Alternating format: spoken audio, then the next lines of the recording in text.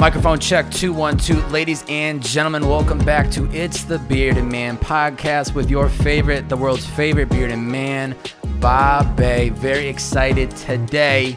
The first woman on the podcast, Kayleigh Christina. How you doing? I'm so excited. What an honor. First woman on. I didn't want to tell you until we got the podcast started. It. I didn't want to tell you until we got the podcast started, but I think you are a great first woman at bat for the Bearded Man podcast. Thank you. I think I'm going to add that to my LinkedIn profile. Oh, first woman on the Bearded Man podcast. Oh my God. Not even 60 seconds in. I'm already getting the LinkedIn update. I am so excited. We have a strong male audience, so I think it is really important to get some woman perspective on this podcast. I used to get a lot of shit from people with the last podcast, Purpose in the Youth, and they're like, why don't you ever have women on the podcast? From men asking you that or from women listening? I definitely got more women that were hitting me up about it, but once in a while there'd be some males like, why don't you have women on the podcast? And I was like, fellas or ladies, do you think I don't want to talk to women? Like, I would rather do a women only podcast with the Bearded Man. Like, I would have done that from the jump.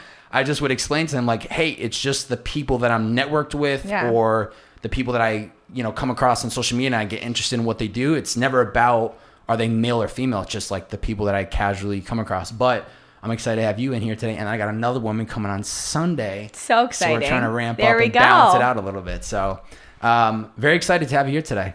I'm excited to be here, up in LA. I always love an excuse to be up here. So how long of a drive does that usually take you? 2 hours? Yeah, 2 hours. Okay. I have a lot of friends up here, and so I make the most out of when I come up here. Okay, and weren't you just here this weekend and then you I was. Okay, so I had to go back down to San Diego for meetings and different things. Oh, so, okay, yeah. cool.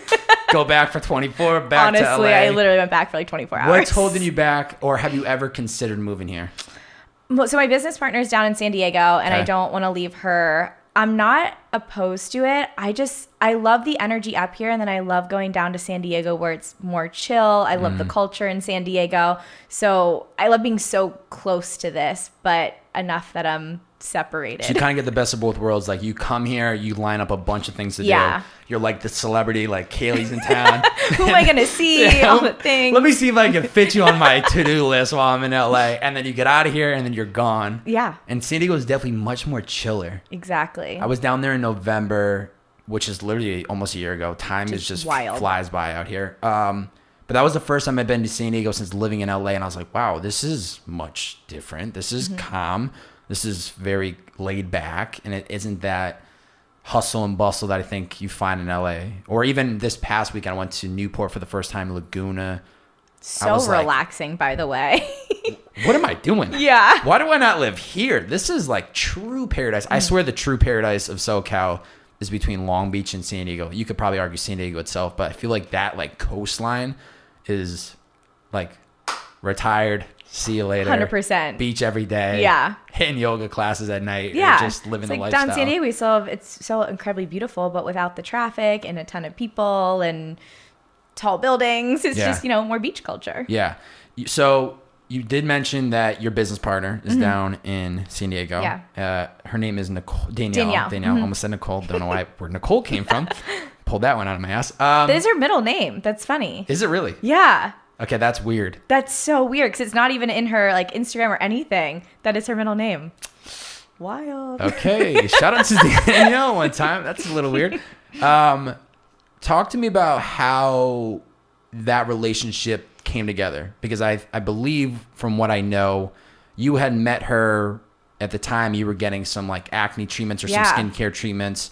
And so you're going there to get some help for yourself, but then this ultimately turns into a business partnership. So how did that all kind of come to life? Yeah, she was my last resort health-wise. I had been dealing with so many health issues. Cystic acne was one of them, and it was really because I was dealing with stuff internally, health-wise, and externally. So I had so much acne going on. I was going to doctors and dermatologists, and I wasn't finding any answers. It was like, here, go on birth control, antibiotics, Accutane. Like, those were the only... Took Accutane, gnarly. Yeah, I almost went on it, and I didn't want to, because I know, because I do have a degree in holistic nutrition, and so I know what it physically does to your body, and I didn't want to go through with it, but no one could give me answers and no one could tell me what was going on and why. And I didn't want to take a Band-Aid approach. And so I ended up randomly finding her because it's in La Jolla. It's called San Diego Acne Clinic. So she was literally my last resort. I'm like, I really don't want to go on Accutane. Like, let me meet with this woman, see what's going on. And the second we met, just everything clicked. I mean, again, I have a big background in holistic nutrition, but eating and habits and different things for your skin, it overlaps a little bit, but there are a lot of like discrepancies in between. So for instance, like vitamin D and B12, amazing for you, right? But in excess triggers acne. So there's things like that I had no idea about. And so I meet her, we just completely connect, like geek out health wise, like so obsessed. I'm like talking about all the internal health stuff, and she's teaching me about like how it relates to skin and external wellness of the skin and like the biology of your skin and how products soak in and other ones don't, like just everything. And so I would like lay on her table every 2 weeks as she'd do like all different peels, like really fixing my acne because I didn't want a scar. I was getting rid of my acne. And so we just talk the entire time and geek out over everything. And she wanted to start developing this product. She would get people clear and then they would deal with scarring and pigmentation and everything that, is post-acne and post-pigmentation. So she wanted to design a scar reversing serum. And I was so passionate about it. I'm like, if you're going to do this, like, I know you know the chemistry and science behind it and developing the ingredients, but you need to do this non-toxic. Like in XYZ, this is why it's so important to not have hormone disruptors in it, to not have toxic ingredients. Like this is how it's affecting people internally. And so at first, I was just consulting with her. So she would develop an ingredient deck and the product and she'd give it to me to test. And I'd be like, all right, get rid of this ingredient, get rid of this ingredient. This would be a good like natural replacement for it. Like see if the chemist can like balance it with this. And so we're going back and forth. And again, just continually like I'm giving her more nutrition advice to help with her clients. She's giving me more advice for me personally and then to share because I had a blog at the time. So like stuff that I was sharing on my blog as well. And then I started to help build the website and help source the packaging and help create the label. And all of a sudden we're building this company together without ever really like talking about it or just like building it together. And then I'm working a full-time job at the time and I'm spending all of my free time working on this, and probably more than free time. It's definitely cutting into my job hardcore at this point, like very much so. I like didn't want to do my full-time job anymore and just like I wanted to work on this. And so I sat down, we had dinner and I had a serious conversation with her. I'm like, this has become my passion with you. Like I am obsessed with this. I want to spend every waking moment doing this. Do you want to do this together? Wow. Like, do you want to go full force? You want to sit down with lawyers, sign the documents, have the hard conversations, and do this. Wow. And it's clear to me that it seemed like a lot of the passion was because you had been through the experience and now you wanted to help others because you had learned what it took to get through it. But what was the name of the acne you said earlier? Cystic acne. So what does that actually mean? Yeah, so you have like whiteheads and blackheads. Most people know what that is. Like whiteheads, obviously it comes like white, you can like easily pop it. Blackheads usually have on your nose. They're like deep in there and they're like little tiny black dots that you can't see if I'm like a couple feet away from you, but when you're up in the mirror you can see it. And a lot of guys will get it like in their T-zone too, because you guys have like thicker oil than women do. But then you have cystic acne, and that's like the thick under the skin. You can't pop it. It's painful, almost like boil-like in a way. Like it pops out of your skin and just like little bumps everywhere. And sometimes big bumps actually. But. And other than, because I just think it's so, like when I think back to when I was in high school, right? So to give you some context, I went through, I think, a rougher patch of acne than kids that were like some of my homies, right? I went and saw a dermatologist. I can't tell you the names of it. If I call probably spirulactone, like all the heavy creams. Yes, all the, okay. Like when I think about my sophomore, junior year. Tetracycline's one of them too. Yes. Yeah. So I went through like the works, and me and my mom were like trying to battle this shit. It was just like on my chin, couldn't get rid of it, and then finally got to the point where they're like, we've done every step. The last step is Accutane. I'm signing away my life. I'm like, what is like? I might have long-term effects. Yeah, blah, they blah, might blah. have suicidal thoughts, depression. Yeah. So is it just, do you think a lot of that, especially in those teenage years, is it just strictly genetic? Is it because of maybe what I was dieting on back then? Like, why did I feel like I was getting the shit end of the stick and a lot of my homies were, looking good and didn't have too many problems? There's definitely a big reason is genetics, but it can be controlled. So I am very genetically acne prone. So there's a lot of things that can trigger acne in my skin that wouldn't someone else. So as you're a teenager, obviously, like, hormones are going crazy, and fluctuations in testosterone will trigger acne, which is why, like, excess B12 and excess vitamin D, they trigger testosterone. So for women, having more testosterone produces, like, a really thick, sticky oil of your skin that just gets stuck in your pore, mixes with bacteria, and then causes acne. So as a guy, when you're younger, as a teenager, you have a lot of testosterone. You're also probably drinking a lot of milk. 100%. Yeah, dairy's the number one dietary cause of acne. Wow. Yeah, because there's growth factor hormones in it. Wow. So you're drinking a lot of milk as a guy growing up. You're also running around, playing, sweating, bacteria, dirt on your skin, and you're not washing your face or exfoliating. So all that dirt and bacteria is mixing with the sweat, getting stuck in your pores and breaking out. And if you're genetically prone, some other guy that's very blessed with genes that doesn't have acne, they're gonna have bacteria and stuff on their face, but it's just not gonna cause breakouts. Of course, I was being told drink milk makes strong bones. So I'm like, it's the nice number and one dietary trigger. School. Yeah, and you're probably eating a lot of, like, sandwiches and pizza and carbs, chicken nuggets. Carbs will spike your blood sugar levels, so that'll also trigger acne as well. But things like gluten, it will cause things like leaky gut and digestive issues, which will also cause acne.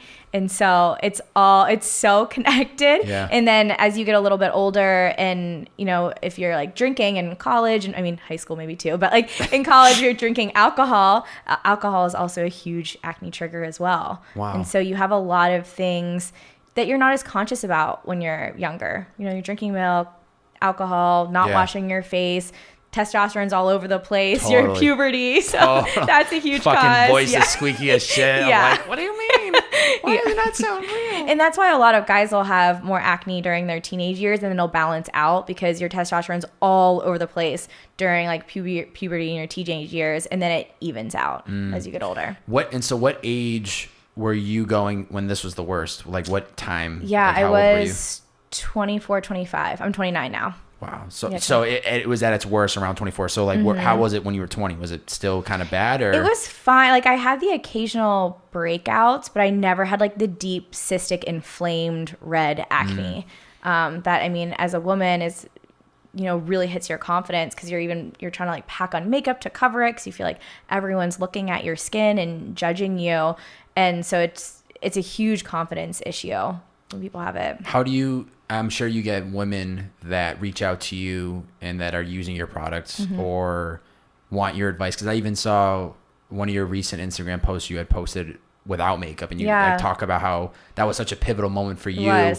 Now looking back, because there was probably a place in your life where you just would not have even considered that. So what do you tell women now, or even males that might reach out to you and say, like, I don't know what to do with this skin? Like, is there advice that you give them, or how do you kind of give them the confidence that you kind of have learned through the years? You'd be surprised how many men reach out because they feel like they don't know where to get answers. And a lot of guys aren't sitting around talking about what skincare products you're using. Like, that's why we're bringing it to light, baby. That's why we're the Bearded Man podcast. So I get a lot of personal messages through Instagram, but also through our ClearStem Instagram account of guys being like, I don't know who else to ask about this, but this is what I'm dealing with, and I've seen you talk about this. Like, what do I do? So the biggest things to start with is a proper skincare routine, like getting that on lockdown. Because for guys, sometimes it's as simple as just like exfoliating your face, which is getting rid of the dead skin cells and the buildup, and it's going to help clear things up. And so I educate people on what a proper skincare routine looks like, which isn't anything too complicated. It's just having the right products. And then for women, a lot of them are using a ton of pore clogging ingredients in both their skincare and makeup. So sometimes just swapping that out for things that aren't clogging your pores is going to clear it right up. Is that from like certain makeups they're using? Yeah, and skincare, like lotions and stuff you're putting on your face too. Okay, I'm so happy you made the comment about males should get into like a skincare routine, because that's actually something I really wanted to dive into. Before I get into that, a year ago, I got this tattoo, right? And so because of the tattoo, I had to buy lotion. And I bought this big thing of lotion, and I'm like, okay. I have this little, like, for people that are listening, it's, I don't know, 2 inches long. It's just in text. It just says keep going. So I have all this lotion, and I'm like, okay, I got to apply it. And then for some reason, I don't know if there was something I'd seen on social media. I was like, why don't I just start using this daily? Because I have it. So I started like using it on my arms, started putting it on my chest, started putting it on my face daily. So after I shower every day, it went from I needed lotion for a tattoo to then now it's become just part of my process. And I think I could even step up my skincare game because of like, it's just one thing that I do, but I've seen the benefits and I feel it. I feel like I think dieting has definitely played a part in this as well, but I feel like I have a naturally more glow to me than weird. I don't know how to say I love it. But like, I take notice of it. Yeah. And I think it actually, I'm a very energetic, high energy guy. So I think on top of that, plus like my skin feeling vibrant, I feel like I can bring more to the table, bring more energy to the room. So I'm like now taking notes of like, okay, like start doing this more often. But what are the steps that you would suggest any male, regardless of what their skin is, what are some of those things that they can be doing on a daily basis? Yeah, I can keep it super simple. The first thing is you have to exfoliate. What does that mean? Yeah, so you said it a couple times. I know. Like, tell me. I love this. I love it because I have to remember like who I'm talking to. Like, totally. Guys, exfoliation. So a physical exfoliant is something that kind of has like beads in it. Like it's a scrub. Okay. Yeah. And so, but you have to be careful. It's like a brush. I think my sister used that growing up, like one of those things. That's super, super harsh for your skin. So what I know a lot of guys have this in your shower, like the apricot scrub or the St. Ives. That's what I'm thinking of. Throw it out right now. Not that good. one's the worst scrub. Get it out, boys. Because that one's actually the beads are way too thick and harsh for your skin, so it actually tears little holes in your skin. It can cause accelerated aging and deeper wrinkles. Okay. So not that I'm still talking about that type of exfoliation, but throw out that brand. Get it out of here. So the one we make is a vitamin scrub, and it has hemp oil, so it makes it really moisturizing instead of stripping your skin and drying it out. And we make ours with tiny, gentle bamboo beads. Whoa. So you're still gonna feel that like really squeaky, clean feeling to your face. Like I feel so fresh, so glowy.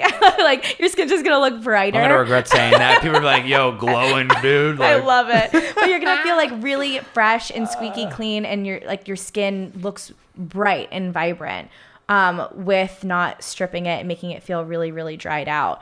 I know one of my guy friends was like, this is the first scrub I've used that doesn't feel like it's ripping apart my face. Like I just feel phenomenal after using it.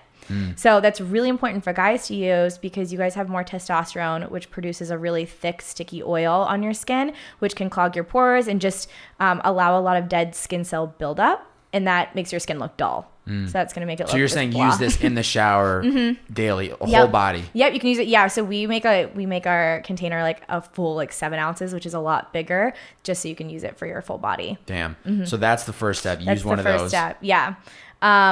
I'm going to skip to the last step because if you're only going to use 2 things, these are going to be my 2 things, and I'm going to throw in a fun third one. Okay. The last one is you have to moisturize after that. So you don't want when your skin dries out, again, that's going to make wrinkles look deeper. It's going to cause wrinkles faster, make you look really dried out. It's going to cause like more inflammation, redness. So if you're already prone to like a little bit of irritation, whether it's like from shaving or just being out in the sun, moisturizer is going to help with that. And it's just going to make your skin look bright and fun and young and great for all the ladies, which is what you want. Fellas, take notes. Yeah, so you definitely want to moisturize. Like a woman can tell if a guy moisturizes or not in a really good way. Is that a plus in me? Like, oh, this guy takes 100%. Because look, your skin looks young and glowy rather than like dull and sunken in. So gotta have that moisturizer. Okay, so those are the 2. But what's the third if they want to go for the full works? We love serums, and basically it's a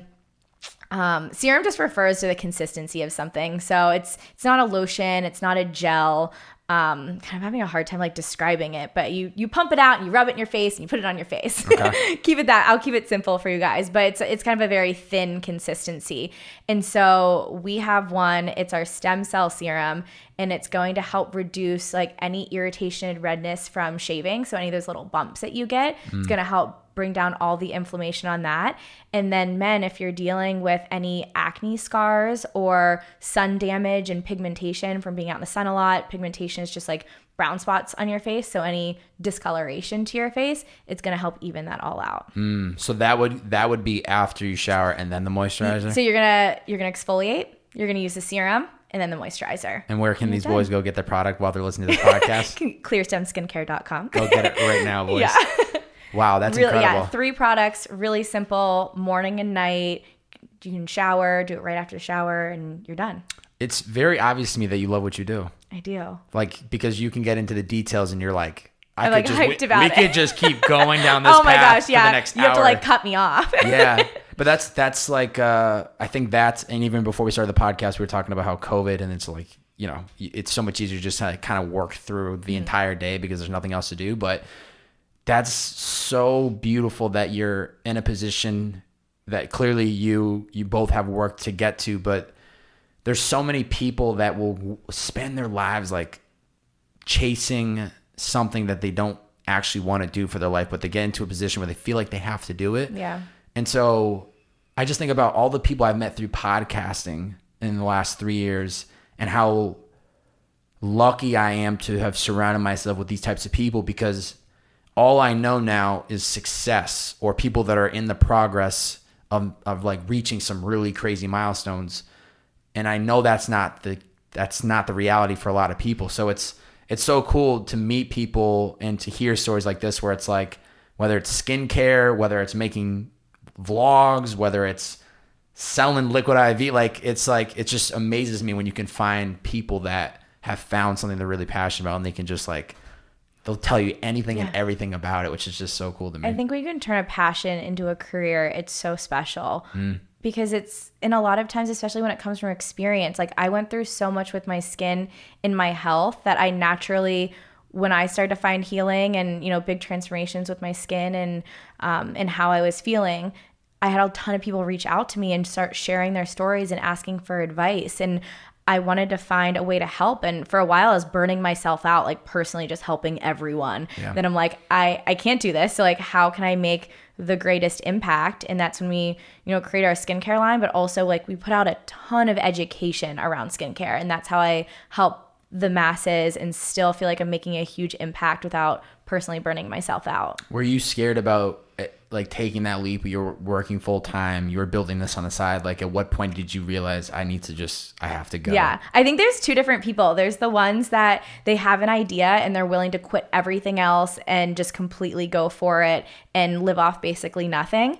And then there's the people that know they want to do something, but very strategically do it, make sure they're financially stable enough. And that's the direction I went. Like, I was willing to completely burn myself out working my full-time job. I was also personally nutrition coaching people, had the podcast, had a blog, and building ClearStem. And I was just completely burning myself out. And I was okay with that for the time being because I felt financially stable to do it. And then it did get to a point where it was just, honestly, it was too much, because I also keep my health up. So I was working out all the time and being really conscious about what I was eating, but I wasn't getting any sleep because I was waking up at like 4 a.m. to work out and then do my full-time job and get work done, and then getting work done till like midnight, 1 o'clock in the morning, and doing it all over again.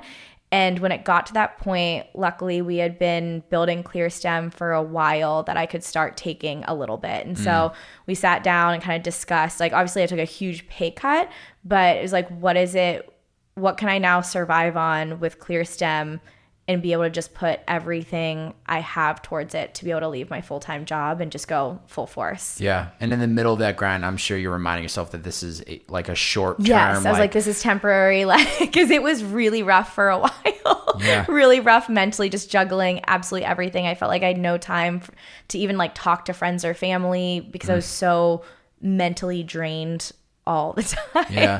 I unfortunately think almost every person goes through that at some point. And I wish it upon nobody, because I definitely did that through the podcast, building that up until work, starting with Liquid IV last October. Like, I feel like the first 2.5 years of living in LA was just a place that I worked, and I've gotten more balance in the last 11 months of my life than I did in the 2.5 years. But I hate to admit that I think almost every successful person that I know or who's had success goes through that phase, or is still in that phase of like blinders on, I'm doing what I got to do. I mean, it's just like I feel like you have to go through that in order to do something really great. I still do that. Like, I will go full force 24/7, and I'll be like, okay, wait, I need to find some balance. I need to spend some time with friends. I need to go do something fun for a weekend, and I pull myself out of it. So I definitely go through waves of doing that a ton. But I do really enjoy balance, and I know the importance of it, and so I'm willing to do both. So as somebody who pretty much, you call your own shots, right? You make your own schedule, right? So are you somebody that tries to build structure in your week where like these are the hours that I'm working, or are you more of just go with the flow, and then when you hit that wall, you're like, all right, I'm done for the day. Time to pick up tomorrow. It's funny. I was actually talking to Brandon about this earlier today. Great guy. He's like, what's your routine like? And I'm like, I'm so dialed in routine wise in the morning and the afternoon. And then I leave myself flexibility in the evening a lot. So my morning is extremely dialed in. I wake up like 5:30. I immediately work out. I journal. I also do the daily Stoic journal as well, which is just like a one sentence prompt. Love that. So I'll journal all my thoughts. I'll do the 1 sentence prompt with that. Depending on how my anxiety is for the day, I might do a meditation, like just a 10-minute one on the Calm app or something. If not, I might just like fly to bed and get ready for the day. So it kind of just like depends on my mood, like when I wake up. And then I immediately work out, because if I don't get a workout done first thing in the morning, it's never going to get done. Totally. And I have such a clear head for the day when I work out. It's like everything else just falls into place after I work out. So I do a fasted workout, and then I'll usually get work done for a few hours before I eat. I work really well fasted, like my brain. The second I eat for the day, it's like I start getting brain fog sometimes. So I probably don't eat until noon. But that's when I get my most dialed in work until then. So then I'll eat lunch, I'll continue doing work, and I'll usually stop to cook dinner or to go pick it up from somewhere. During COVID, it was nice to like get out and pick something up. You're like, I will eat out every day just to get me out of the place. Yeah, because I cook a ton, but it was nice to get some food out and like support local businesses during that time. Totally. And then the evening, sometimes I'll be full grind mode in the evening and I'll get back to doing work. A lot of times I'll get dinners with friends, or just go hang out with friends, or just, spend some time by myself, go for a walk. But I like to leave it open to whatever I'm feeling. I love the morning routine. I'm the exact same way. Like, I'm all about the first 3 hours of my day is literally all about me. It's working out, it's reading, it's meditating. It's like me. I don't even check social media for the first 3 hours of the day. Sometimes I'll flick up, I'll throw a little post on IG, but I get out of there. I'm not like there checking anything else. But the one thing that would caught my attention is you said, depending on my anxiety, I will meditate or not. So that's super interesting to me. Like, how often do you feel like the anxiety when you wake up every day? Yeah, it kind of just depends what's going on in life during that time, to be honest. Like, sometimes I have a really good grip on my stress and I feel great and I let it fuel me and energize me and I can handle it. And then other days, like, it just feels like the world's crashing down. Like, I just wake up feeling very, very heavy. And so that's when I know I need to journal more. I need to write down more things I'm grateful for. I need to do more words of affirmation. And then usually it's some type of meditation series. I like the Calm app because you can choose like how you're feeling. Oh, interesting. So there's like a panic SOS one if you're like really anxiety, like high strung anxiety. There's another one that's like happiness. There's another one with for like relationships, for self-growth. Like, there's just a lot of different categories based on how you're feeling. So I did like a 7-day series of happiness during COVID whenever like things were feeling really heavy. And so I'll just pick kind of where I feel like my anxiety is coming from. Like, do I feel sad? Do I feel stressed? Is my heart pounding? Is it something career-wise I'm stressed about? Is it something personally? And so I'll pick a meditation based on kind of what I feel like my trigger is and just breathe into it. That's so interesting. I've used Headspace, and I use now an app called Waking Up with Sam Harris. I've clearly seen all the ads for Calm, and I'm like starting to get the itch of like I should at least go try it. I've used it for like almost 2 years now. Wow. Yeah. The fact that they have like the moods though is so interesting to me. The fact they have a panic button is it speaks so loudly to the to the platform itself, where they recognize some days you're going to feel great, some days you're going to feel like shit, some days you feel like the world's like crashing down, and to have something like that it probably gives people relief and somewhere to like seek when they need it the most. It also reminds you it's okay that you feel like you're not alone for feeling that way. Like scrolling through the apps and seeing all those different categories, they're clearly on there for a reason, because people are struggling with them, and that's okay that you feel that way. I just like having tools in my tool belt to get me out of that mindset into a positive one. Totally. Have you ever considered just implementing daily meditation, or is it just when you feel... I'll get on a kick for it every once in a while, and then sometimes I'll lose it. I've been on a really strong one the last few weeks. Okay. Yeah. I like though, and something I've never even thought about is how when you wake up, you're adjusting a little bit of your day based on how you're feeling. Like you said, if you're feeling more heavy, you'll spend a little bit more time doing the affirmations or journaling more, which I think is that's great, because I'm somebody where I have those days where I feel maybe not as motivated, but I still stick to the same routine, and it does get me out of that funk by the end of like the whole morning. But I like that idea of like being open to how am I feeling today and what do I need to do to like jumpstart it, make myself feel better. Because I love feeling in a positive mood. Like I love being happy. Totally. I love being able to like pour into other people. And so when I'm not feeling that way, it is really frustrating. And I try not to be hard on myself. I just try to be like, all right, what are my tools? What do I need to do to get to where I want to be today? We have so much more to cover, Kayleigh. I hope you're comfortable. I'm good. So fellow podcaster, I had the pleasure of being on. I think we would have recorded that. It came out, I looked, in September of 2019, which my guess maybe was probably recorded within a couple weeks, so maybe August or September. Props to you locking your keys in your car and having to get you. That was so funny. It was also like 110 degrees outside my door. I can't believe I had done that. That was the first time I'd ever done that my entire life. I'd never locking the keys in there. Really? Yeah. Well, it's probably the freaking content creator. The old content creator was haunting you, and it makes sense. It was hot because the valley life was not cold out there. But I think you and Helen launched that towards the end of 2017 or maybe early 2018. Yeah, it's been we're coming up on about 3 years around this time. I think it was like October, November, 3 years ago. Talk to me about kind of the conversations you two were having and how that kind of came to life. So we actually didn't know each other that well before we started the podcast. Love that. Yeah, we had known... Great way to get to know each other through a podcast. We had known of each other through social media for years. And think about this. This is 3 years ago. And then we had known each other for a couple years before that on social media. So this is when it wasn't as regular for people to connect on social media. But we were both in the health space in San Diego. And she was born and raised in San Diego and went to college and then had moved to Bend, Oregon right as we started talking more, which is, I know. Great to meet you. See you later. So we actually started the podcast. She was living in Bend, Oregon, and I was San Diego, even though she was born and raised San Diego. So she had a podcast for a while. She had never been consistent about it. She's like, I feel like I just need someone else to be consistent. And so she had actually had me on her podcast probably a year before that. So randomly she reaches out and she's like, hey, I know you've been on my podcast before. We've, connected a lot.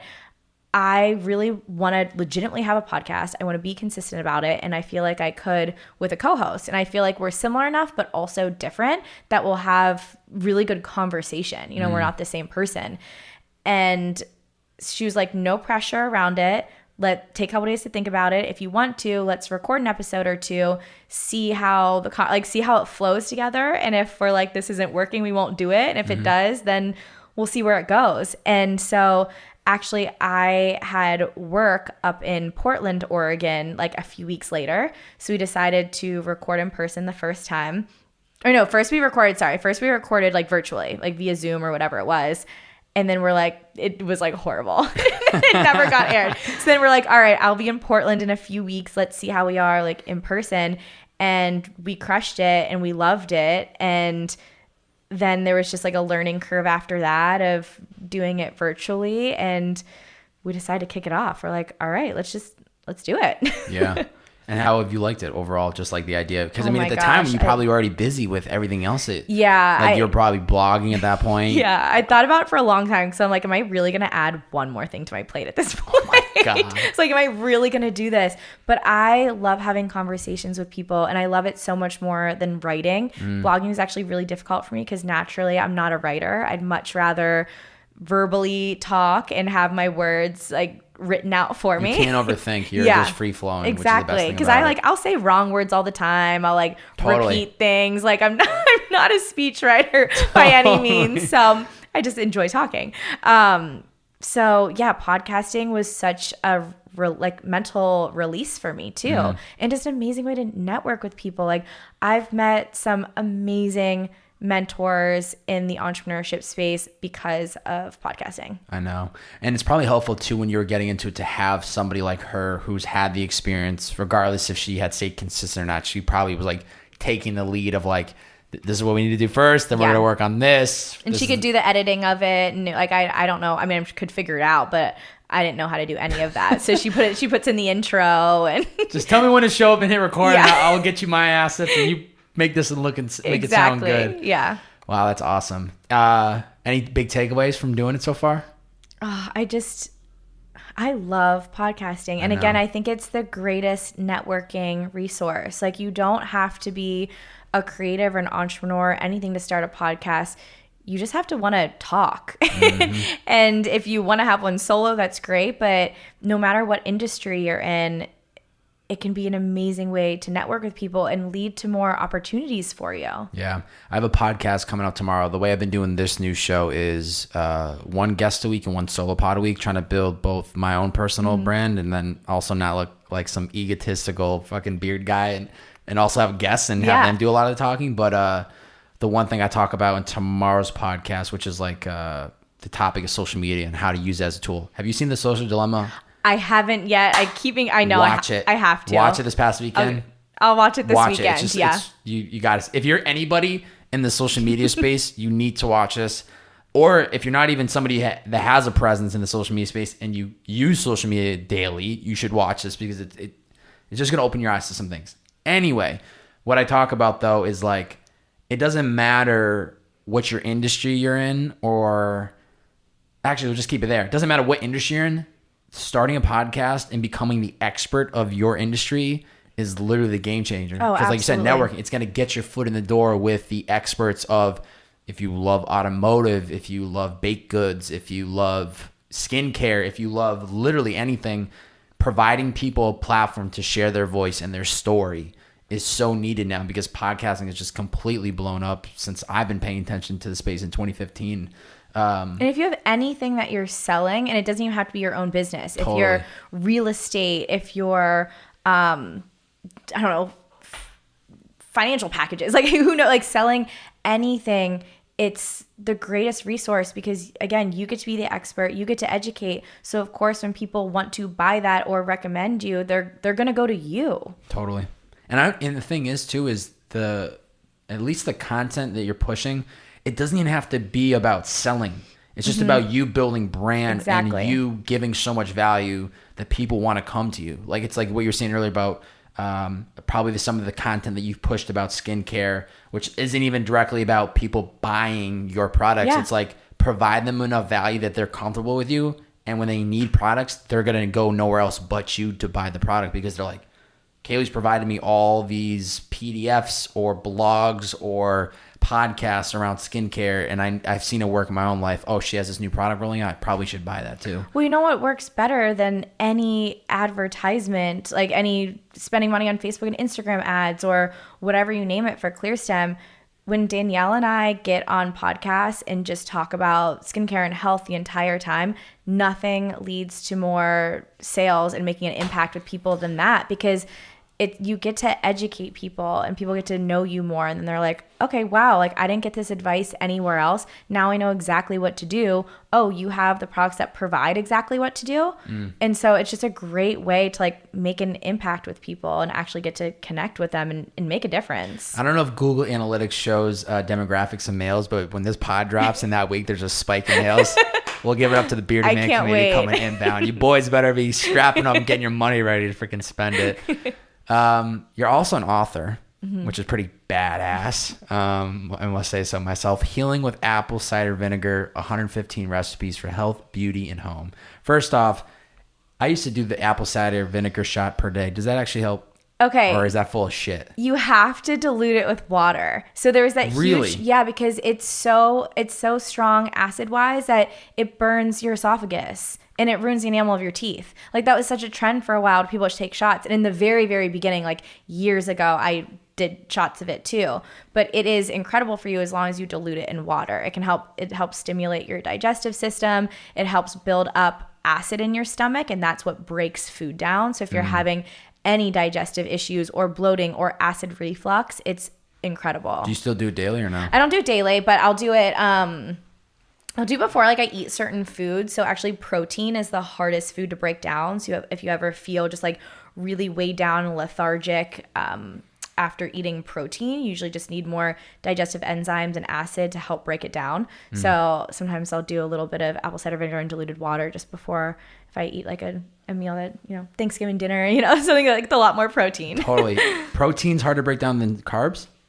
Really? Yeah, your digestive system has to work really hard to break down protein. Why do I feel like we've all been messaged and told that carbs are the hardest thing to break down? So they're not hard to break down. They'll just give you blood sugar spikes and make you really tired. So carbs will make you crash because when you eat carbs, it converts into sugar in your body. So it's the same thing as eating sugar. So you'll get a blood sugar spike and then you'll get really, really tired because then your blood sugar levels will crash. Gotcha. Okay. Good to know, because I definitely thought it was a badass, like shooting this apple cider vinegar. I did it for like a year and I was like, don't feel like this is really adjusting me. And it says actually on the fucking label, dilute with water. I'm like, nobody needs to do that. Yeah, and it's best to do either first thing in the morning on an empty stomach or about like a half an hour before you eat a meal. Got you. So how did this book come together? Okay, this is a really fun story to tell, because another story of like, I can't believe I added one more thing to my plate. I was going to say, like, to do this, because I had to write this book in 7 weeks.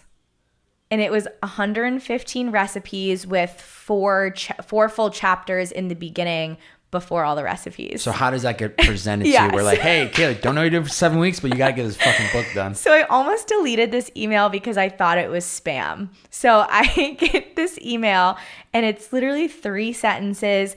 Hey, we found you. We have a book pitch for you. Think it would be a good idea. Schedule a call here. That's literally what it said.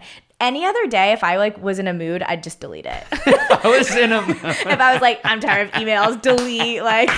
Because I got places to be, people to talk to. Sometimes delete. I'll overly answer emails. Other ones I'm like, delete. If I feel like it's a cold email, delete. So it depends what mood I'm in that day. Delete. Someone knows where to delete. Do I want to take people's shit, or I'm like, I'm not taking shit today. No cold emails.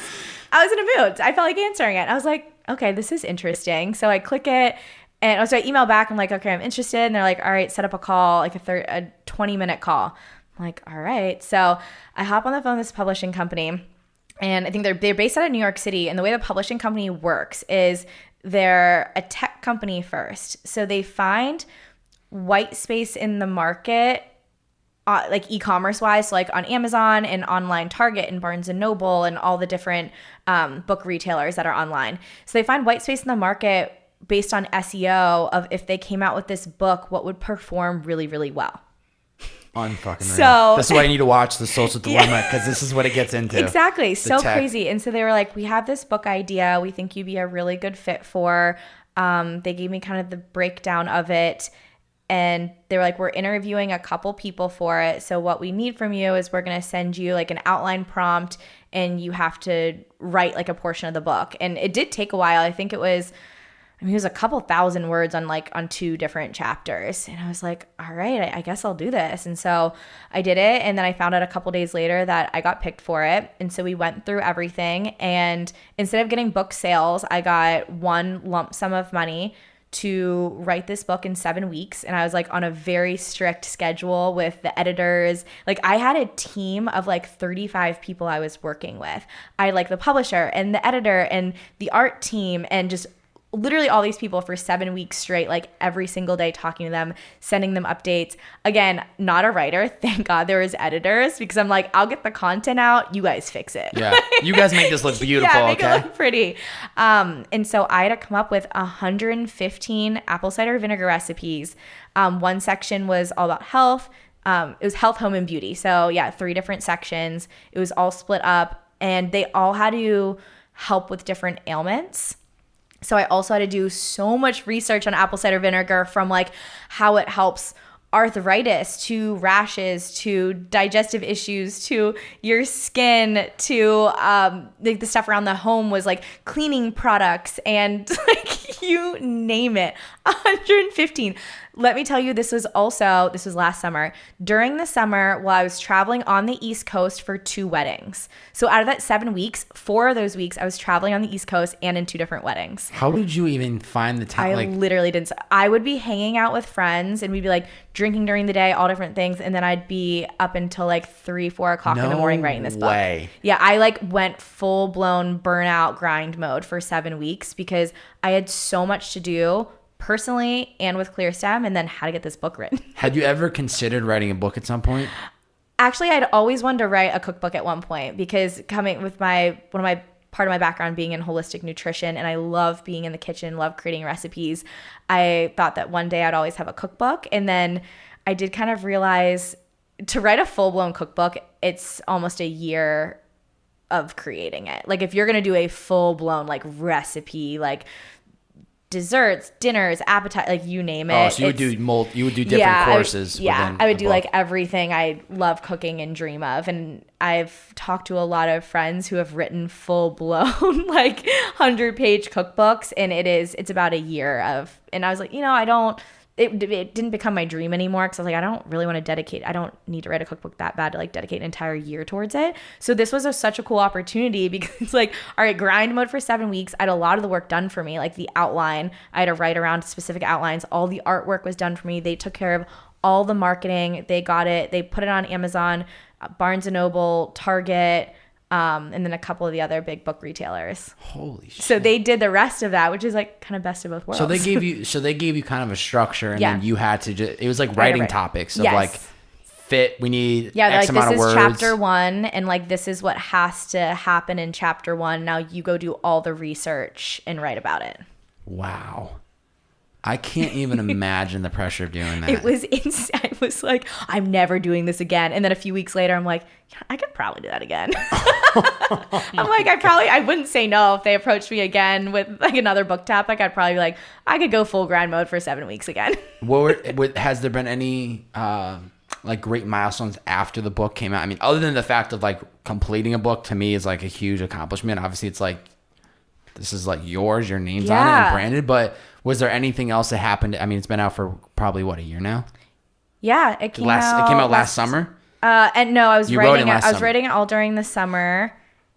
You know what? Actually, no, it just came out. Okay, it is October right now. What month is it? Okay, so it came out last November. Oh my gosh, I guess almost a year. Crazy. 2020, where'd it go? It's not even real. Like, nah, it wasn't a year ago. Yeah, it was a year ago. Yeah, we shouldn't even have to count that as like a year of our lives. We should be able to just repeat whatever age you are, repeat it again next year. No, but there's a lot of cool stuff after the book, and to be honest, I don't think in my head at the time I thought it was as big a deal as it was because I knew all the work that put into it, and I was like, I just killed myself for 7 weeks to literally write this, and then I had to keep it a secret for a long time, and then the editing process was going on for a few months, and so then I didn't really have anything to do with it for a while, and then all of a sudden it was like, all right, time to market it. Here's your assets. This is what you do.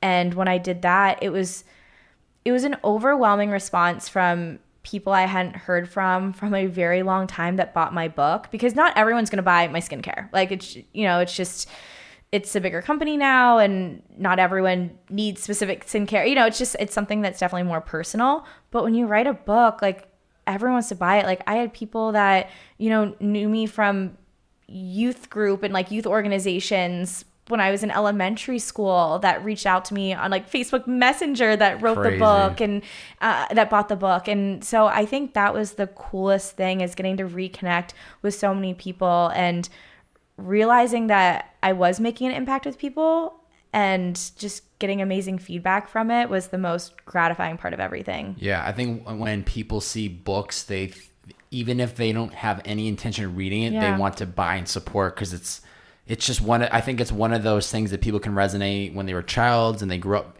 versus skincare. It's like, I don't need skincare, or why am I going to buy this? Exactly. Like I had a friend that I hadn't spoken to since like 5th grade that like reached out and was like, I bought your book, congratulations. And like, that's just such a great feeling. And there's something about a book that brings people out and brings people together. Yeah. And it's physical. Mm-hmm. So, and it's food. It's a cookbook. So like it's touching people's tummies. So it makes everybody freaking pumped.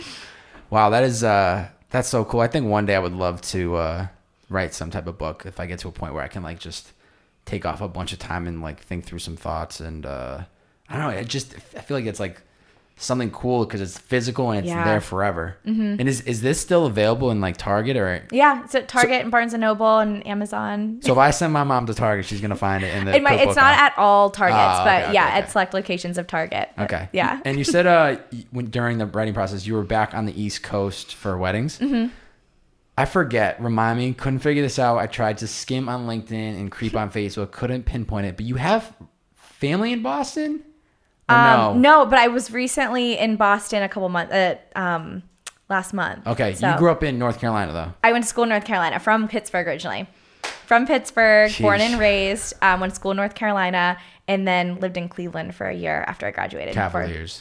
What? Cavs. Yep. I was with the Cavaliers. Are you rooting for LeBron right now? Oh, yeah. I mean, I'm not a bandwagon LeBron fan. It's just, I worked for the Cleveland Cavaliers for a while. So, and he's a special place in my heart. Was that the full-time job while building skincare? No. Oh, okay. I you were in San Diego for that. I was in San Diego. Yeah, I was working in sports. I was working like 80-hour weeks. Like that was grind mode too. Did you love it? Oh my gosh. Yeah. I mean, it ended up burning me out. Like I love sports and I love going to games. It ended up burning me out from working in it. I'd much rather just go to games, but I did love it while I was there. Interesting you say that, because I almost brought this up earlier and then we just went down a rabbit hole, so I didn't have a chance. It's usually how podcasting goes. I'm like, I'm going to bring this up, and then it just gone, and then it full circles. But when we were talking about passions and turning it into careers, we pretty much had agreed on like, it's so beautiful if you can find a way to turn your passion into a career.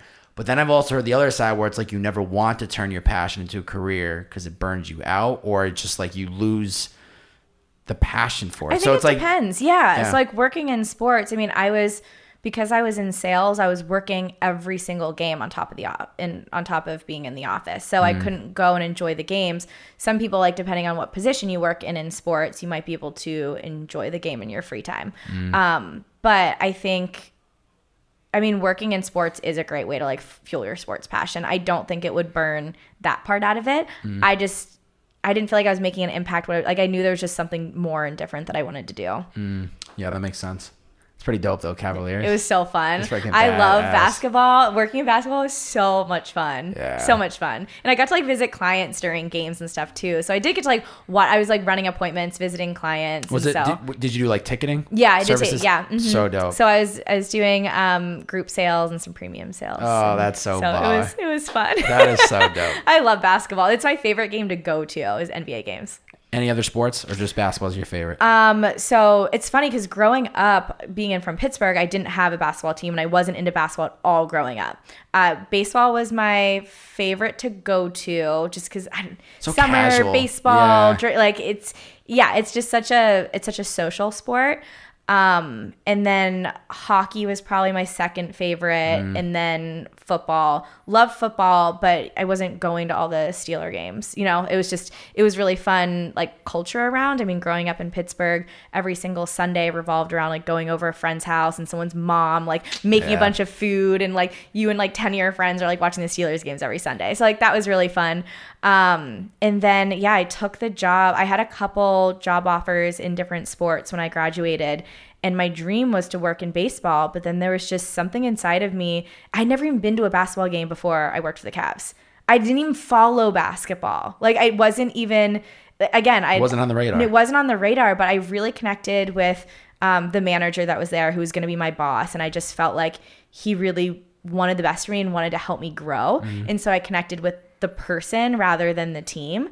And then I ended up falling in love with basketball when I was there. That is so crazy to me. And that's my favorite. Oh my God. Not even caring about it. Yeah. And then I falling knew in love with it. I mean, I like knew basketball, but I didn't know a lot of players. Like, because my parents, born and raised Pittsburgh, they're not basketball fans either. Yeah. It's, it's hockey, baseball, and football. Yeah. It's funny when you say you would go to like families on the Sunday or whatever to watch football, but there's something about the East Coast growing up, especially in Massachusetts, like when football season came, because the season starts to change, and like you like beginning of the season you're kind of wearing hoodies, and then it becomes like the full coats, and that's what I mean, your Sunday and Monday nights like revolve, like everyone in the town revolves around that. There's such that's the only thing I miss about the East Coast. I'd never moved back, but there's something so nostalgic going home during the fall or winter and having everyone in your hometown like feel together because of sports. Yeah. You don't get that out here. No. I think it's just because there's just too much to do. Too much to do. Weather's too good. And I think it's just there's so many mix of different people that the odds of you finding that group of all Pittsburgh fans is going to be that doesn't almost happen like out slim here. to none. Yeah. Do you ever go back? Yeah, I go back around the holidays typically. I've been trying to actually go not during the holidays so I can spend more time. So I've been going home in like March the last 2 years for a while and hit up some Penguin games when I'm home and take that. Yeah, I didn't really take the family out to last year. I did take everyone out to a Steelers game, and the year before I took everyone out to a Penguins game. That's awesome. So you try to go back at least once a year or sometimes twice? Yeah. Once for sure. Once for sure. Trying to amp up the twice, but I know it's hard to get back sometimes and like carve out the time, and just got to do it though. I know. I'm trying to implement 2 times a year, one in the summer, which is the best. And then I've done every other Christmas since I've been out here, which has been good going back for, those 10 days or whatever. But it's just cold. I'm like... You're like a hermit inside your house. I don't want to be here. I know. I'm like, get me back to San Diego. Yeah, I don't want to be here. Of course, creeping on more of your Instagram, because that's what I'm supposed to do before I podcast. Love it. I get to creep. There was a caption that said, 2020, you are one of a kind. I can only hope I can take what I've been through to be a mentor and support to others. What have you found to be some of the biggest challenges this year? I went through a very big breakup this year. Okay. A 6-year relationship ended this year.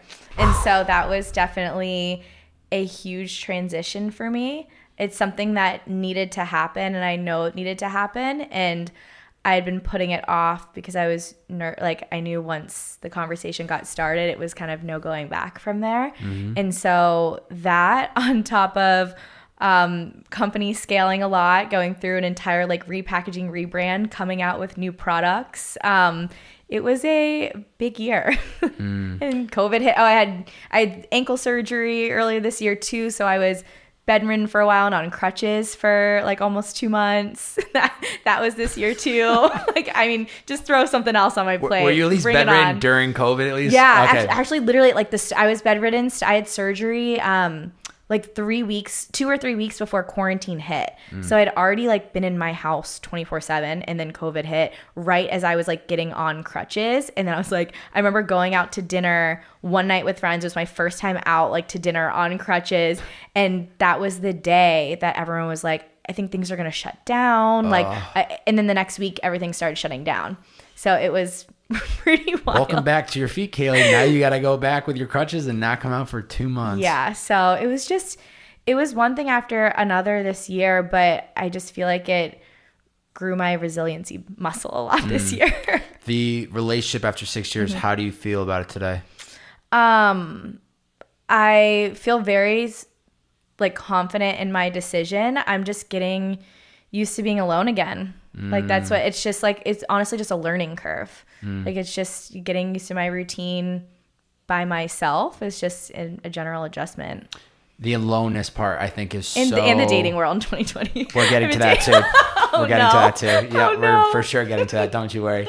So I'm glad we're tackling this part now. Get your popcorn ready, boys. So the aloneness part, super interesting.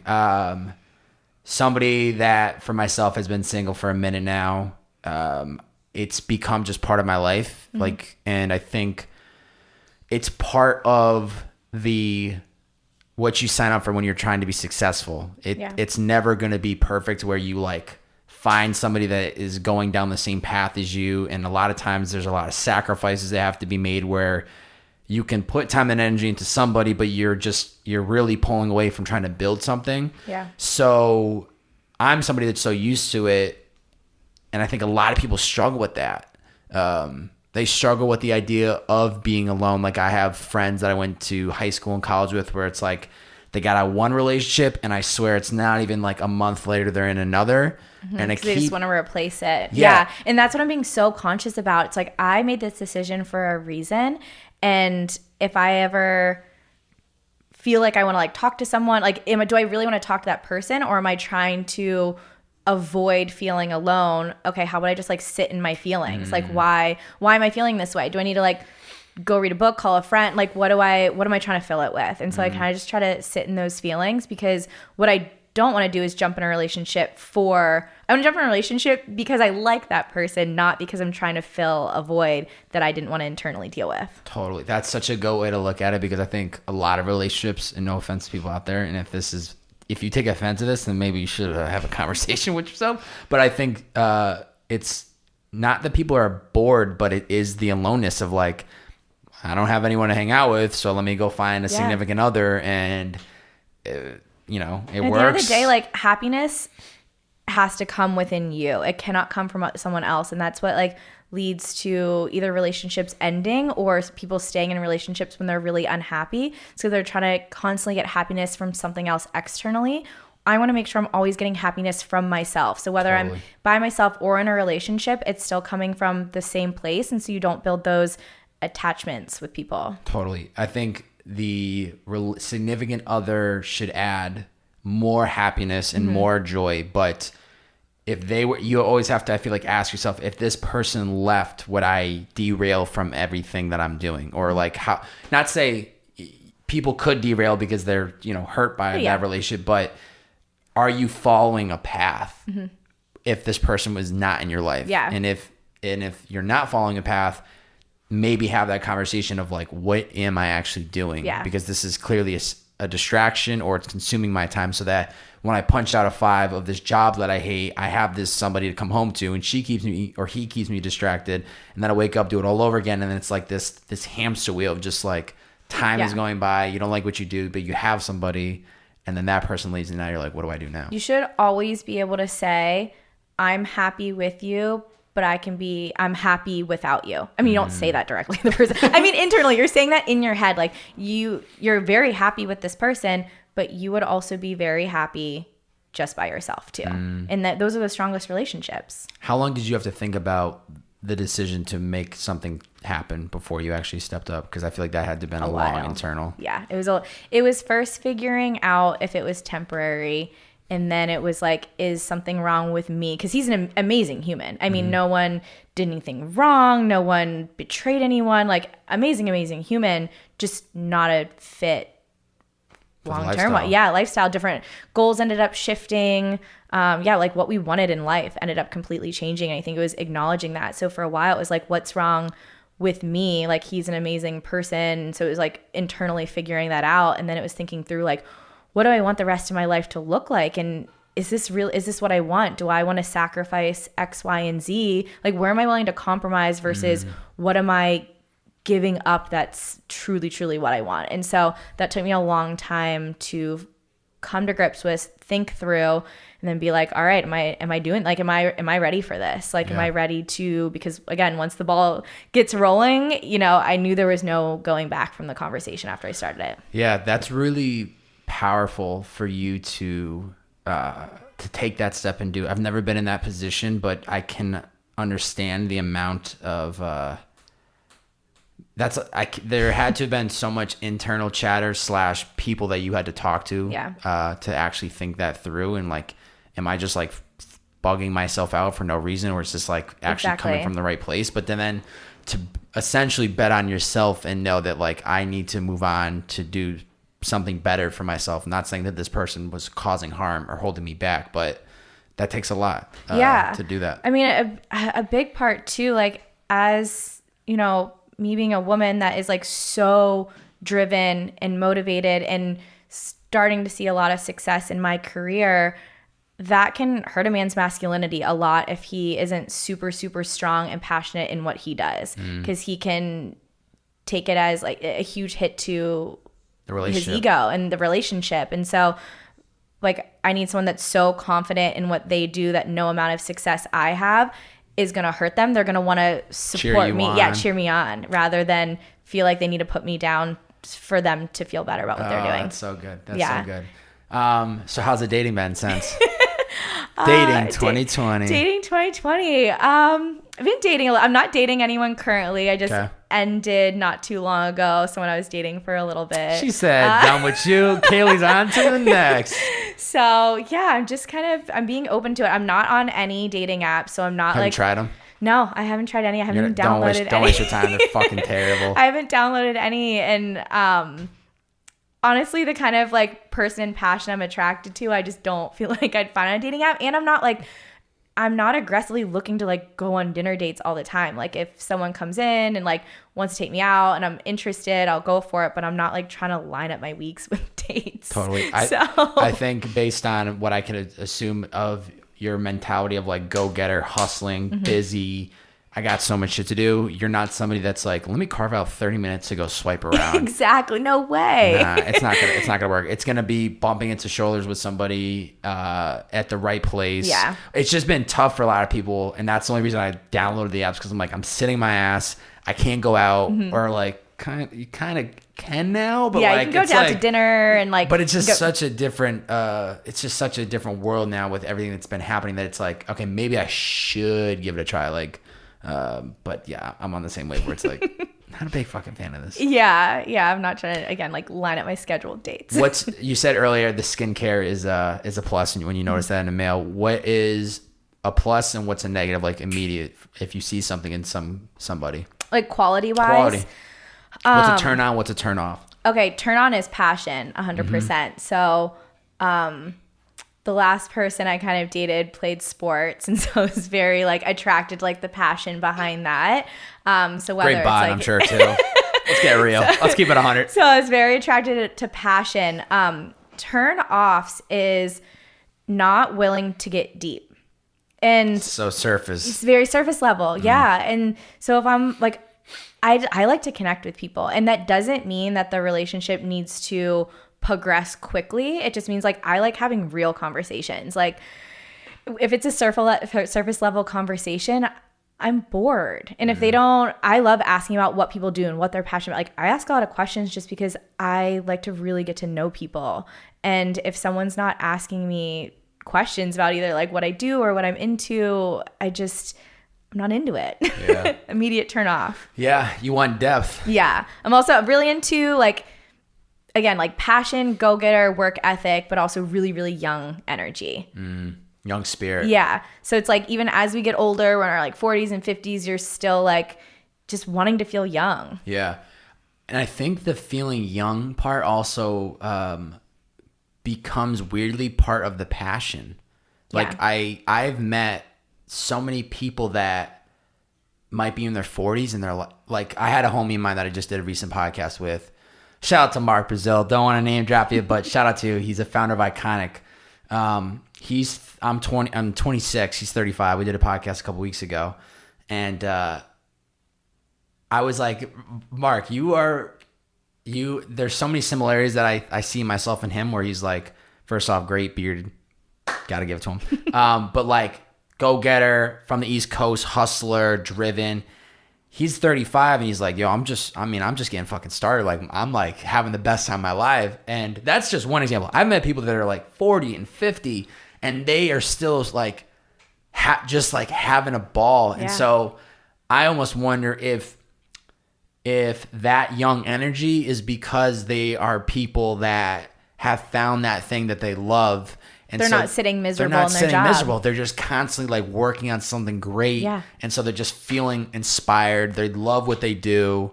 So I think that almost, now that I'm thinking about it, I feel like that weirdly goes together where that the young spirit stays in you forever, no matter the age. Yeah. Because I'm not worried about aging. Yeah. To I've me, it's always the same had a shit. fear of becoming like a boring adult. And that's what I've always seen it in my head. Like on the East Coast, you see just families that just like settle down and become like really boring. And I thought that's like what happens in life. And then I was like, wait, no, like you can work hard and crush it and have a partnership with someone that is still so much fun. Like, and like, that's what I want. Like, I never want to feel boring. Like I still want to have so much fun, but work really hard. I think the thing is where I've been to Pittsburgh once, so take that for a grain of salt. But I grew up on the East Coast, very similar mindsets. I think what it just comes down to, I don't know what the size of Pittsburgh actually is, but at least out here, it's a different energy and it's a different way of life. I think the sunshine for sure plays a part in that. And I also just think what is in Southern California is just like absolute people that are just crushing it or like want to crush their lives. So I think that's like, I feel like that's all I grew up around. And age doesn't matter as much out here. No, not at all. It doesn't matter at all. But back home, it's all the people that stayed in my hometown, no disrespect. They're happy, like great for them. But it's the same shit all the time. Like there's no growth. They're going to the same bars. Yeah. Like when I had to tell my family about my breakup, they were like, oh my gosh, we feel so bad. What are you going to do? Like all this stuff. I'm like, I am so happy. Wow. And they're like, you're getting older. Like, what about kids? I'm like, I'm in zero rush to have kids. Like I'm in zero rush to like, I want to settle. Like I want to meet someone and be in a relationship if I want to, because I really vibe and connect with that person, not because I feel like I have to. Like I'm on no timeline. That's incredible. And I'm fine with it. And like some people can't wrap their head around that. I'm just like, I'm good. I just met a cousin this past weekend who is 45. His girlfriend is 43. And they're having the time of their lives. Amazing. The time of their lives. It doesn't matter how old you are. Like there's just no timeline. Yeah. Just do what you want. Oh, I love that. Listen up, boys. Yeah. I love that. Glad we hit the dating, very important part. I honestly haven't talked about this on a podcast yet. This is what we're going to do. Which is so funny. We're trying to touch every little bucket of Kayleigh's life. I love it. This is the whole point of these podcasts. What is an area of your life you want to put more effort into? Is there any area you're neglecting? So recently, I guess I've been pouring into this more. For a long time, I didn't do like any traveling at all. And so I've been picking that up actually a lot more, which is kind of weird because of like COVID, but like things are kind of opening. The best time to get into it. Yeah. It's cheap flights. And yeah. I've been pouring hardcore into my career. I guess more time with friends, getting a group of friends together, going to do something fun, like just pouring more into that. Cause I had just been in my career, in my relationship for a long time and, got dinners with girlfriends and stuff here and there, but I've just been really connecting with friends a lot more. Yeah. You weren't doing girl trips to Tulum and fucking living the life. I've been doing a lot more of those. Yeah, exactly. Tulum was fun a few weeks ago. Things like that. Like I've just been saying yes to more of those opportunities. Yes. And that's just kind of been my motto recently, I guess, is like when things come up and my schedule is free, I'm like, let's do it. Like, let's go. Well, isn't it so interesting? I love that you said that. Love that. I love podcasting. Love the shit. Isn't it interesting though? Because when you're for instance, when you're building the business, you learn to say no to everything. Mm-hmm. But then it switches where things are growing. You've put in a lot of those like those like burnout periods where it's like head down just to like build the vision. Things are obviously moving. There's obviously still a lot of growth to go, but it gets to a point where you can add that balance in and start saying yes more. And you can actually start taking advantage of doing these girl trips or going to, I don't know, a different part of California you've always wanted to visit. It's so interesting how you go from a place of no, because I did the same thing. No. You want to go here for the weekend? Can't do it. Got shit to do. Got to work. Crush this grind life. And now at the place where I'm a yes man. It's like, you want to go play beach volleyball? Yes. Do you want to go to this birthday party? I don't know anybody. Perfect. I'll be there. Oh, a beach party out in a cove in Malibu. Don't know anyone there? Fuck it. Sign me up. So it's interesting that you get to a place where it's more yeses than no. Exactly. Just to throw yourself out there. Well, that's good. I'm glad that's starting to pick up and get a little bit better. How many tattoos do you have? 1. What does it say? It says, "What doesn't kill you makes you stronger." Love that. My mom said that to me all growing up. So yes, before the Kelly Clarkson and Kanye West song, both used that quote. Wow. I had the tattoo before the songs came out. So they wrote the songs because of you is how that happened. Yeah. Growing up was, my parents have been divorced since I was 2, and it was really rough growing up, to be honest. It was not a happy divorce by any means for years and years and years. And so my mom would constantly remind me, just like everything I'd been through, she was like, "What doesn't kill you makes you stronger. You're getting stronger and stronger every single time." And so, turned 18, went and got a tattoo. Hank me up. If you had to get a tattoo today, what would you get? I'm thinking about this actually, because one of my big mottos is making a positive impact. And so framing that in some way, it probably wouldn't say making a positive impact, but like I could see like one of those like around the chest, you know what I mean? Like, something to either represent that or give letters to it, like something really small in that way. But just something that reminds me of like what I do every day, and I do what I do to make a positive impact on other people's lives. So expressing that in some way would be the next tattoo I would get. That's pretty dope. There's got to be some type of symbol or something that you could get that would... They gave me like a representation of it. Yeah. I love that though, making a positive impact. Very, very simple, but says a lot in one. Damn, that's dope. I like that. I like that a lot. We're almost done, I promise. Have you ever heard of We Are Not Really Strangers? You ever seen that? The Instagram account. Yes. Yeah. You've seen it, right? Oh yeah. Love it. Okay. Do you know they have a card game? No. So they have a card game. I recently bought it. And what I've been doing in podcasts is beforehand, I pull a card for you. Oh boy. Okay. I'm excited for this. Really great game.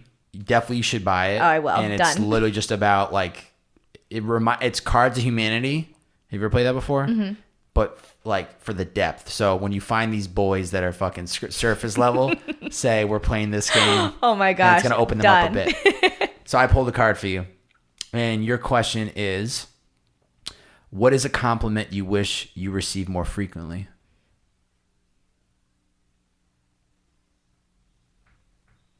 Silence. I'm thinking about this. I love silence. Yeah. A compliment I wish I received more frequently. I pour a lot into people. If anyone's important in my life, even the smallest of way, I go out of my way to help people, even when I receive nothing in return. And having that recognized as someone who shows nonstop, unconditional support. I love that. You answered that really well, and I was nervous because I feel like this is such a question that people could hear and be like, I don't want any compliments, or like it's because it's a question that's very angled about you. And sometimes, especially if you're trying to make a positive impact on people, which I try to do the same, it's always about people. So you never are really talking about yourself. You're not really like taking the time to like assess like, I do all this work for people, but some people just like take it. Yeah, like I definitely have a lot of people in my life that recognize it, and those are my closest friends, and they're also the friends that remind me to sometimes stop pouring into people so much, because I do sometimes. I have the tendency to give way too much, and then there's other people that it's definitely taken advantage of, and I feel like expected, and that's what hurts me a little bit more. So I like it being recognized. It's awesome that you take the time to do that, but I would say too, sometimes remember that you're better continuing to do what you do best, and that's focusing on your business or like spreading your message, and that, you know, maybe there's 100 DMs sitting in your DM to get answered, and you feel anxious and you feel overwhelmed because you're like, how am I going to find the time to answer all these? When obviously it's an incredible thing to do, to take the time to respond and to like read what people are saying to you. But at the same time, the best way to continue to impact people at scale is to do your very best and like be okay with like, there's just not enough time in the day to get to every single person. Because if I did that, I would never have time to actually build on the things that I'm trying to do, which is ultimately to have a positive impact on people at scale. Yeah. My sister does constantly remind me, she's like, Kayleigh, people like you for more than the things you do for them. She has to remind me that all the time. She's like, if you're not doing something for someone 24/7, like they still appreciate you. Totally. Yeah. They're not gonna be mad at you. It's like, okay, they still love you. Because I get a lot of guilt if I know Totally. I can be making more of an impact and I know I can be doing something and I don't carve out the time for it, or I feel guilt over that. And so I have to constantly remind myself. You're good. Don't let the guilt slip.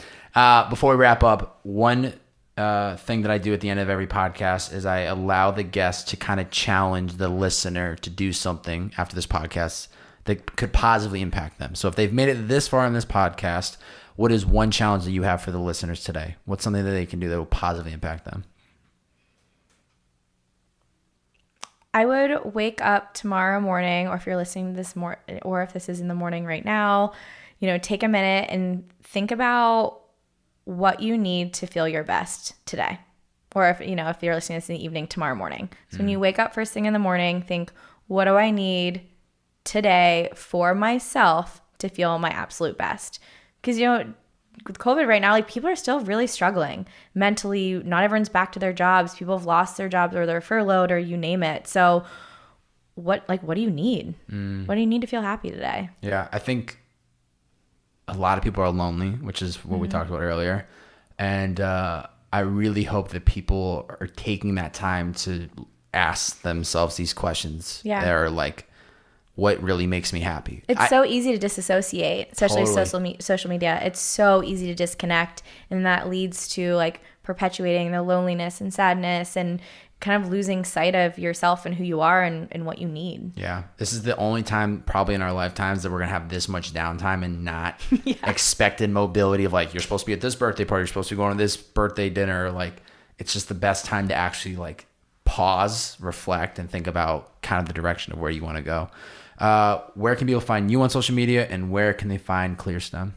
You can find me, Kayleigh.Christina, and then ClearStem's just at ClearStem Skincare. And we put a ton of information, education out there. We have an awesome team on social media that handles the DMs, but then I can also answer some questions too. We should make the Bearded Man pack for the tens of millions that are going to come from this podcast. Okay, actually, we should. It'll really be have a landing page. It'll be like the Bearded Man podcast pickup starter kit. You're 3 to go. I think we should actually talk about this. I kind of really like this idea. All right, if it's real by then, it'll be in the link in the description. Just know that. Kayleigh, thank you for taking the time to come on this podcast. This has been incredible. You set the bar extremely high for all women and really for all males that are going to be coming on this podcast. Thank you. This was a blast, per usual. Of course. If you guys and gals enjoyed this podcast, all that I ask, please screenshot this episode, post it to your Instagram story, tag Kayleigh at Kayleigh.Christina, and tag me at Bob-A, B-O, 3 B's, 4 A's, and a Y. I know that is extremely aggressive with Y of too many letters. Another day for another story. Post it out, share on your Instagram story. Helps get this content out organically. And we'll be back soon enough. Kayleigh, thank you so much for being on the podcast today. Thank you. See ya.